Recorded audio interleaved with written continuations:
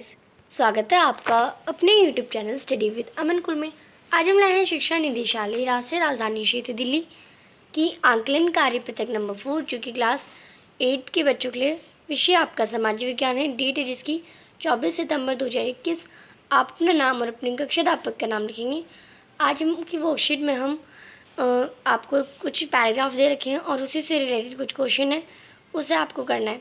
यहाँ पे एक स्रोत के रूप में आपको एक गद्यांश दे रखा है, उससे लिख के आपको 1 से 4 तक के प्रश्नों को जो आपके MCQ बेस्ड है उन क्वेश्चन को करने हैं।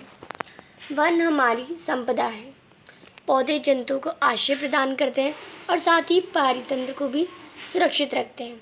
जलवायु में परिवर्तन और मानव हस्तक्षेप के कारण पौधे और जंतुओं के प्राकृतिक आवास नष्ट हो सकते हैं। बहुत सी जातियाँ असुरक्षित तथा संकटापत्र और कुछ लुप्त होने के कगार पे हैं।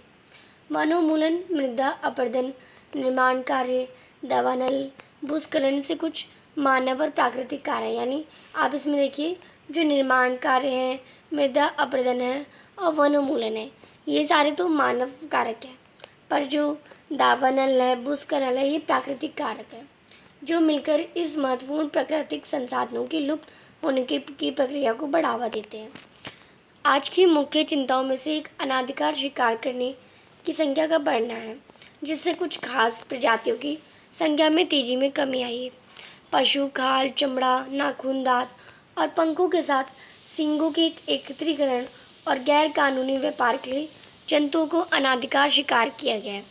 इनमें से कुछ जंतु चीता, शेर, हाथी, ब्लैकबग, मगरमच्छ, दरियाई घोड़ा, हिम, तेंदुआ और शुतुरमुर्ग और मुर्गे, ये सारे जो हो रहे हैं वो लुप्त हो रहे हैं, ये आपको बताया गया। अब इसी से रिलेटेड कुछ क्वेश्चन है। पौधे और जंतुओं के प्राकृतिक आवास नष्ट होने का कारण क्या है? जलवायु में परिवर्तन या मानवीय हस्तक्षेप या ARB दोनों या इनमें से कोई नहीं?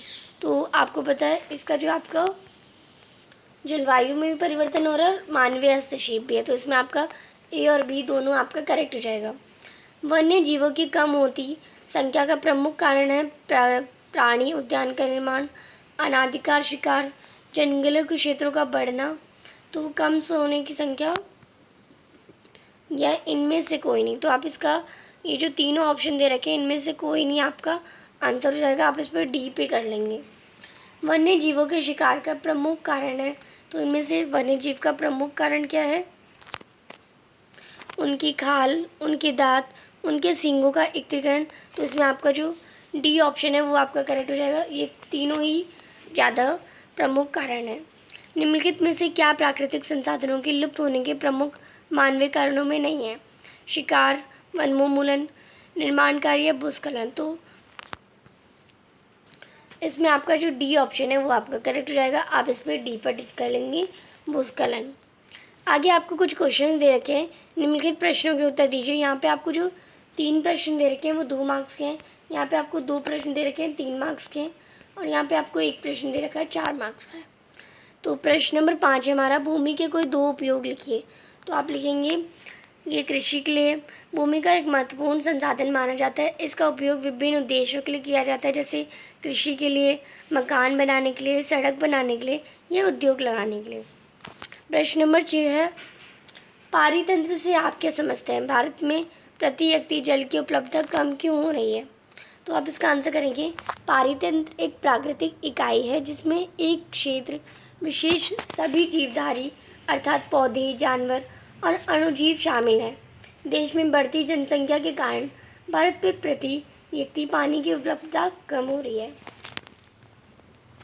क्वेश्चन नंबर 7 है, वन्य जीवों के संरक्षण के किन्हीं 2 उपायों को लिखिए।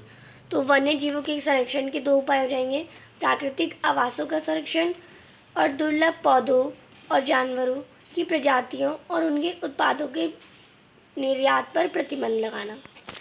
क्वेश्चन नंबर 8 हो जाएगा, मृदा निर्माण के लिए उत्तरदायी किन्हीं 3 कारकों का वर्णन लिखिए।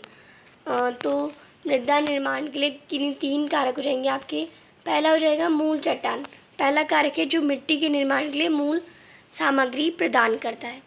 दूसरा कारक हो जाएगा जैविक तत्व या वनस्पति, पौधे और पशु जीव चट्टानों के अपक्ष धीरे धीरे लेकिन मिट्टी के निर्माण के लिए लगातार मदद करते हैं। जलवायु व तापमान में परिवर्तन की गतिविधियाँ आदि मिट्टी के निर्माण में योगदान करते हैं। प्रश्न नंबर 9 है, जल एक संसाधन है, कैसे? तो आप इसका आंसर करेंगे जल एक संसाधन है क्योंकि ये सभी की आवश्यकताओं को पूरा करता है और ये ना हो तो हमारा जीवन भी संभव नहीं होगा। इसलिए हम कहते हैं कि जल एक संसाधन है। जल एक संसाधन है कैसे, हमने बता दिया। प्रश्न नंबर 10 और आखिरी प्रश्न है, मृदा संरक्षण के किन्हीं 4 उपायों का संक्षेप में वर्णन लिखें। तो आप इसका आंसर करेंगे 4 मार्क्स का है तो आप थोड़ा ज़्यादा लिखेंगे। मिट्टी के संरक्षण के लिए सामान्यतः निम्नलिखित तरीके अपनाए जाते हैं। एक तो वन रोपण यानी अधिक पेड़ लगाना संरक्षण का सबसे अच्छा तरीका है। अति चराई को रोकना एवं खादों और उर्वरकों का प्रयोग मृदा संरक्षण के लिए आवश्यक है कि कीटनाशक रसायनों तथा रासायनिक खादों का उपयोग कम से कम किया जाए। फसल चक्रण कर सकते हैं। और 4th आपका रहेगा कृषि भूमि को प्रदूषण फैलाने वाले उद्योगों से दूर रखा जाए।